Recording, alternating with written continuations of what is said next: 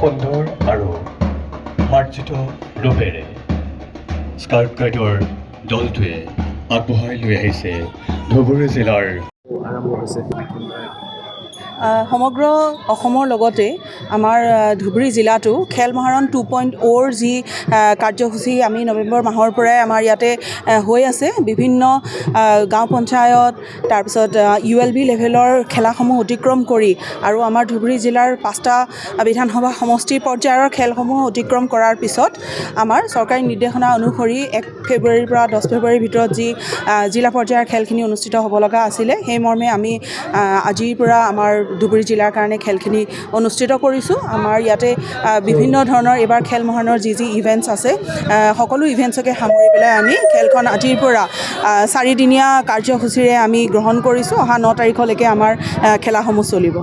কি খেল ধেমালি এই ইভেণ্টখিনিত এইবাৰ আমাৰ football, kabaddi, volleyball, athletics, swimming, চেজ আৰু লগতে road cycling with traditional cycle এইখিনি ইভেণ্ট আমাৰ আছে। বিহু নৃত্যৰ আৰম্ভণি হ'ব নেকি?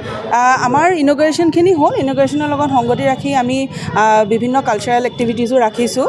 গতিকে উদ্বোধনী হিচাপে আমাৰ বিহু নৃত্য এতিয়া হ'ব।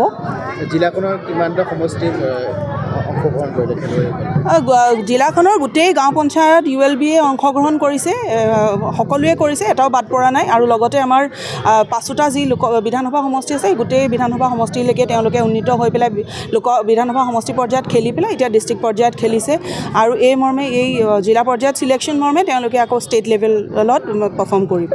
এইবাৰ কেনেধৰণে উৎসুকতা দেখিছে খেলুৱৈসকলৰ মাজত? উৎসাহ উদ্দীপনাটো আমাৰ ধুবুৰী জিলাত যথেষ্ট আছে। যোৱাবাৰ য'ত নেকি আমাৰ 1 লাখলৈকে আমাৰ ৰেজিষ্ট্ৰেশ্যন হৈছিলে, এইবাৰ আমাৰ 3 লাখলৈকে আমাৰ ৰেজিষ্ট্ৰেশ্যন হৈছে।